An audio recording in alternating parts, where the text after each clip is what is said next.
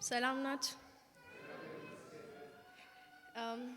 ለነዚህ ኳየር ለስማቸው አልተነገረም መሰለኝ፣ ግን ለነዚህ ኳየር እግዚአብሔርን አመሰግናለሁ። በጣም የምወዳቸው ኳየር ናቸው እና እንኳን ደስ አላችሁ።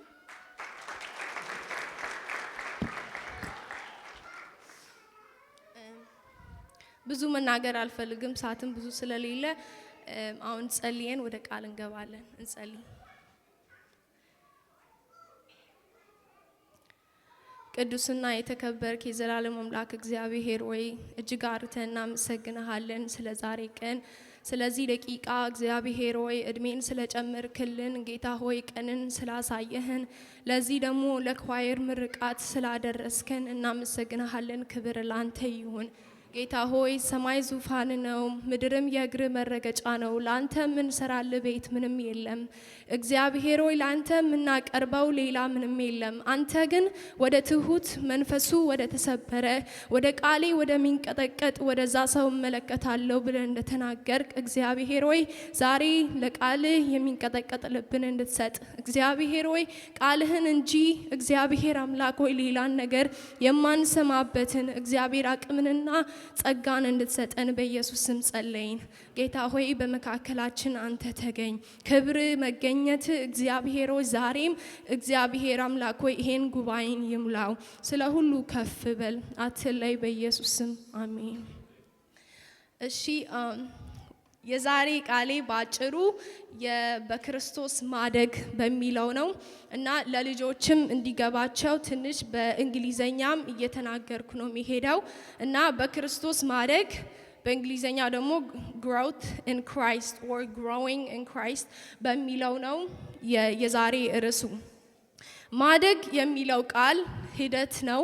ማንም ሕፃን መጀመሪያ ሕፃን ሆኖ ጡት እየጠባ ዳዴ እያለ ቀስ በቀስ በወጣትነት እየሄደ እያረጀ ይሄዳል እንጂ የትኛውም ሕፃን በአንድ ቀን ላይ ወጣት አይሆንም፣ በአንድ ቀን ላይ ልጅ አይሆንም።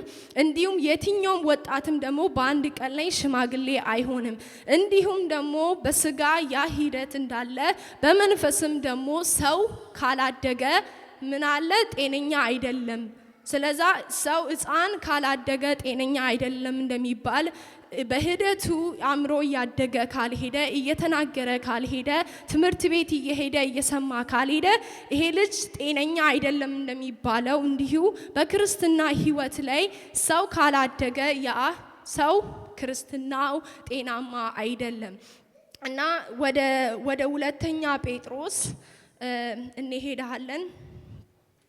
ሁለተኛ ጴጥሮስ ምዕራፍ 3 ላይ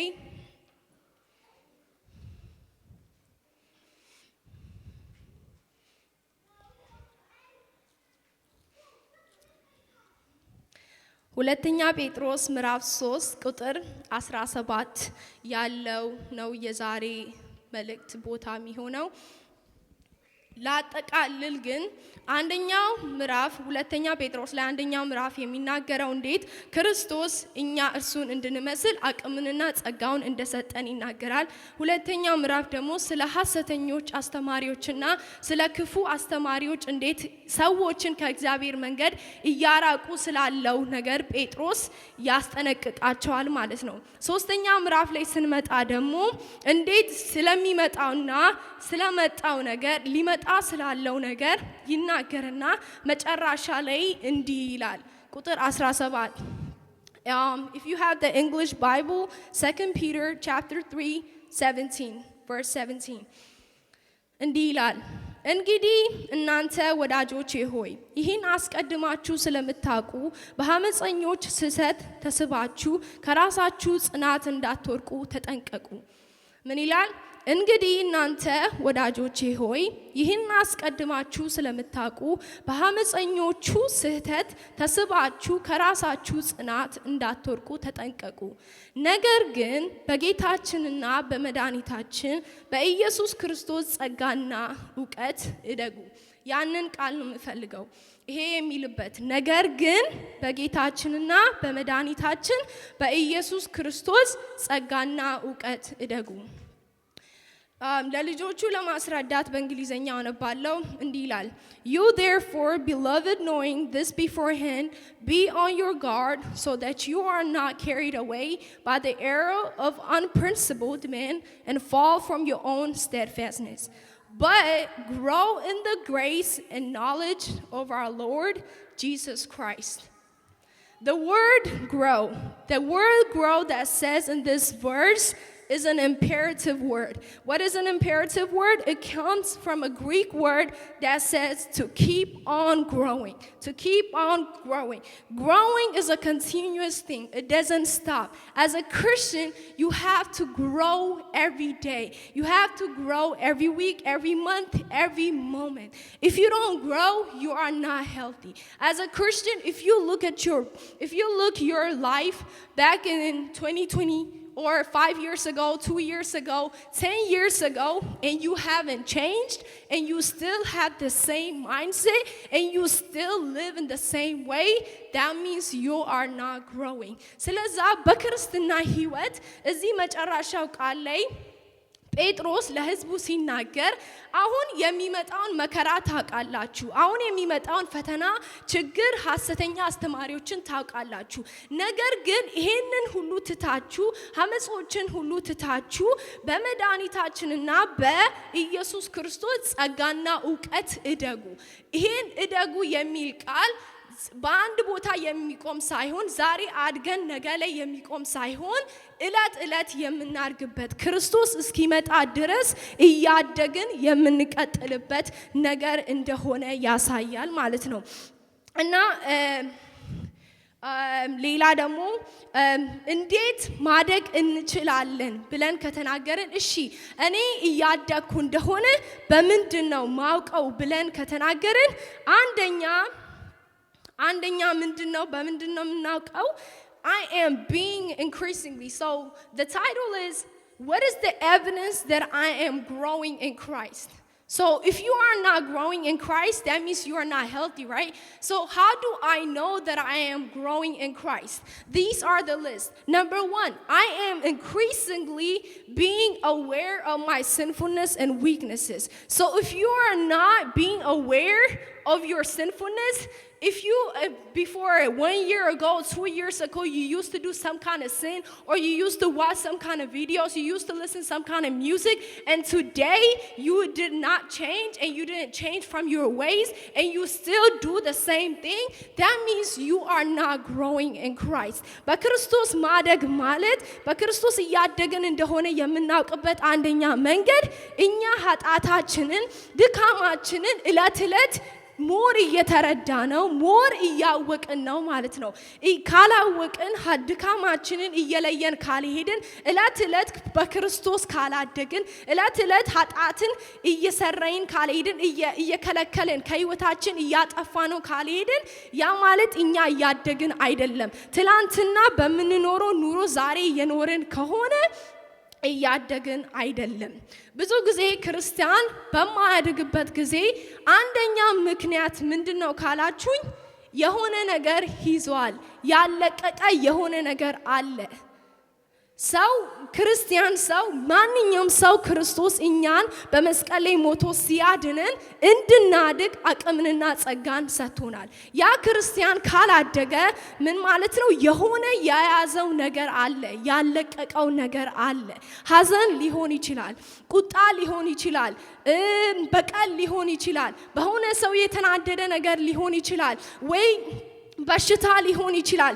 የሆነ የያዛችሁት ነገር ያለቀቃችሁት ነገር በራሳችሁ እየታገላችሁ ያላችሁ ነገር ካለ ያን በክርስቶስ እንዳታድጉ ይከለክላችኋል So when you don't grow in Christ that means you are holding on to something that you are not supposed to hold on to You might be holding on to some soccer that you are playing on that you put in so much effort on it to pursue it and that you forget about Christ and your relationship relationship with him, that you are so focused on the things of the worldly things. It might be jobs, ስራ ቦታ ሊሆን ይችላል። ብዙ ጊዜ በቃ ብዙ ስራ እየሰራን ብዙ ኦቨርታይም እየወሰድን ብዙ ስራ ብዙ ነገሮችን እያደረግን ትኩረታችን ሁሉ ስራ ላይ ሆኖ ትኩረታችን ሁሉ ልጆቻችንን እናሳድጋለን በማለት ላይ ሆኖ ትኩረታችሁ ሁሉ ሀገር ቤት ያሉትን ቤተሰቦችን እንዲህ ያደርጋሉ በማለት ሆኖ ትኩረት ሁሉ በምድራዊ ነገር ላይ ሆኖ ሂዘን ያንን ለእግዚአብሔር ከመተው ይልቅ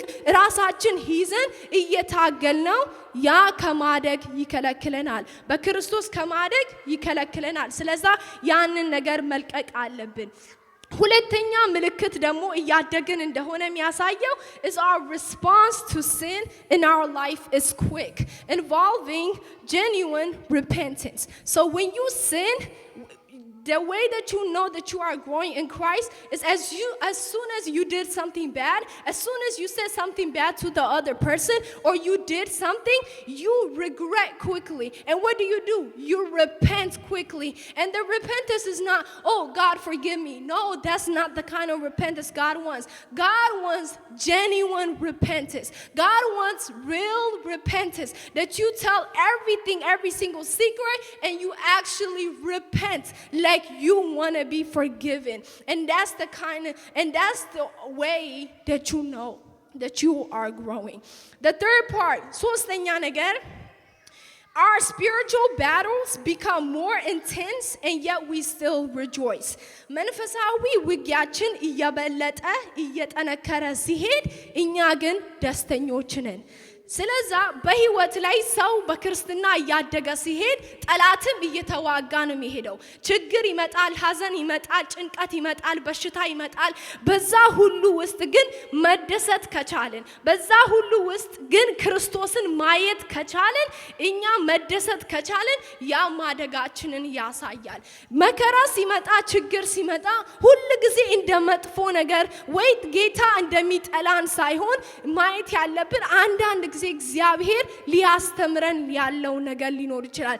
አንድ ጊዜ ሊያሳድገን የፈለገው ነገር ሊኖር ይችላል። ብዙ ጊዜ በስራ ላይ ትኩረት ሰጥተን ለእግዚአብሔር ጊዜ መስጠት ሲያቅተን እግዚአብሔር በበሽታ ሲመታን ጌታ ሆይ ለምንድነው በበሽታ የመታኸኝ ብሎ ከማግሮግረም ይልቅ ለካ እግዚአብሔር ሜቢ ይሄን በሽታ ያመጣው እንድረጋጋ ነው፣ እንዳርፍ ነው፣ ከሱ ጋር ጊዜ እንዳሳልፍ ነው፣ እንድጸልይ ነው ብለን ማሰብ አለብን። ያንን አእምሯችንን ወደ በጎ ነገር መቀየር አለብን።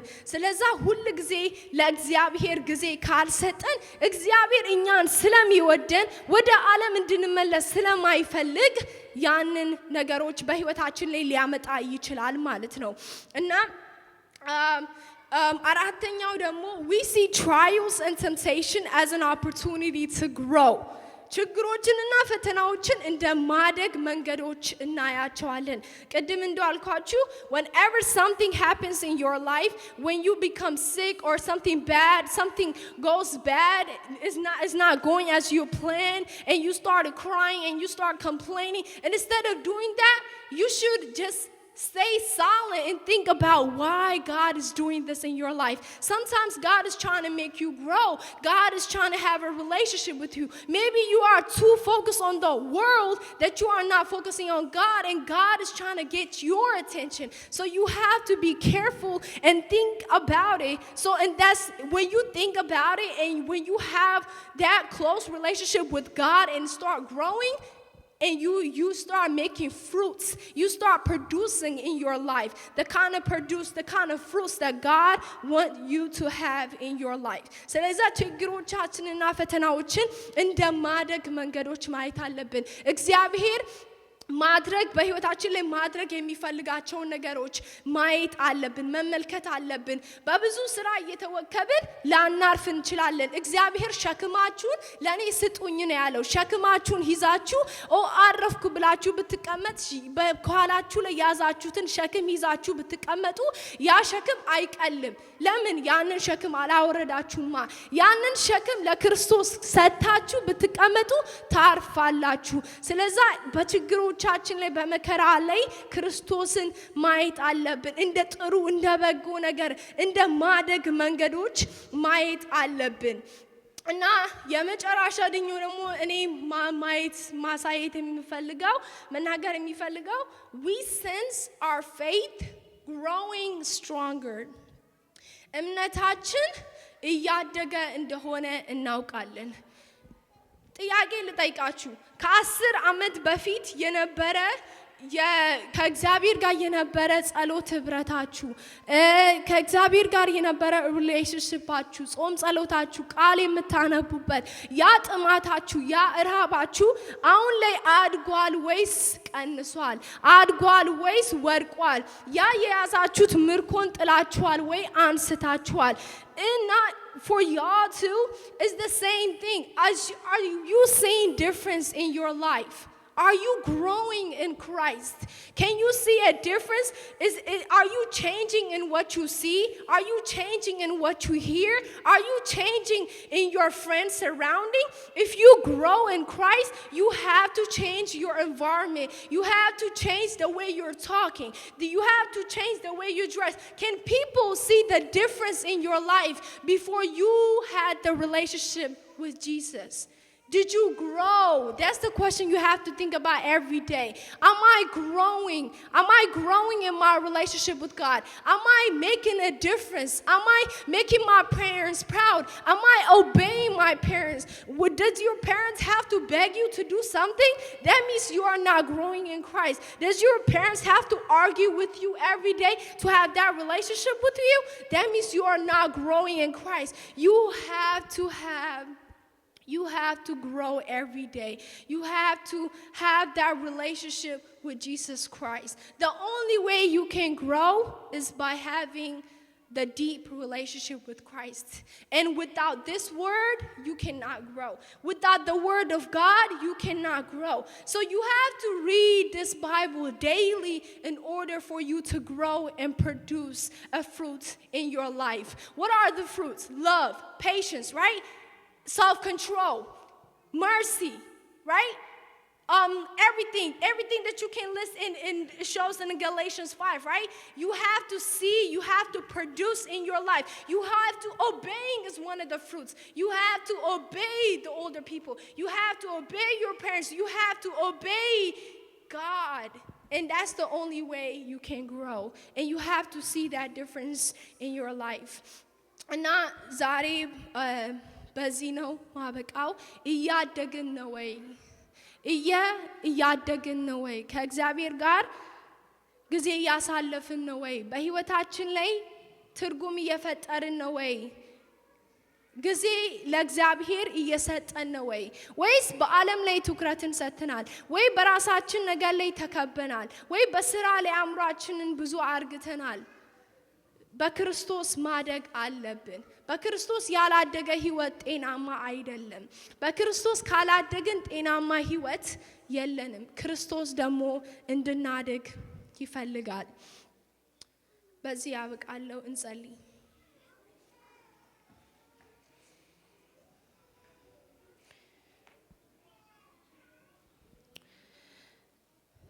ቅዱስና የተከበርክ የዘላለም አምላክ እግዚአብሔር ሆይ አንተ ድንቅ ነህ፣ አንተ መልካም ነህ።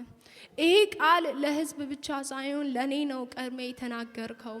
ጌታ ሆይ እግዚአብሔር የእውነት ትኩረታችንን በዓለም ላይ አርግተን ብዙ ሸክምን ይዘን እየተሯሯጥን ጌታ ሆይ እግዚአብሔር አእምሯችን ሁሉ ወዲና ወዲ ያለ አንተን ግን ረስተን ጌታ ሆይ እግዚአብሔር መገኘትን ግን ረስተን ክብርህን ግን ረስተን ጌታ ሆይ እግዚአብሔር ሆይ አንተ እንዳለ ራሱ ረስተን በዓለም ደንዝዘን እንዳንኖር እባክህን አግዘን። ጌታ ሆይ እግዚአብሔር ድንዛዜን ከኛ አንሳ።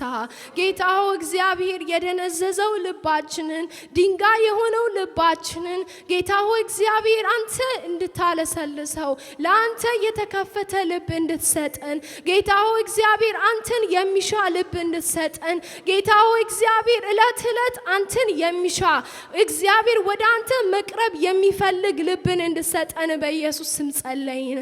ጌታ ሆይ እግዚአብሔር ይሄ ቃል ዛሬ ተሰምቶ ነገ ላይ የሚረሳ ሳይሆን እባክህን እግዚአብሔር እለት እለት የምናስብበት እለት እለት እግዚአብሔር አምላክ ሆይ አእምሯችን ላይ ያሰላሰልነው የምንሄድበት እግዚአብሔር የምናድግበት ኑሮ እንድትሰጠን በኢየሱስ ስም ጸለይን። ጌታ ሆይ እግዚአብሔር አምላክ ሆይ አንተ አባቴ የፍሬ የማያፈራውን ሁሉ ይቆርጣል ነው ያልከው። ጌታ ሆይ እንዳንቆረጥ እባክህን እግዚአብሔር አምላክ ሆይ ባንተ ተተክለን እግዚአብሔር አምላኩ ፍሬ አልቢስ እንዳንሆን ፍሬ አልባ እንዳንሆን እግዚአብሔር አምላክ ሆይ አንተ የምትቆርጠን እንዳንሆን እባክህን እግዚአብሔር አግዘን።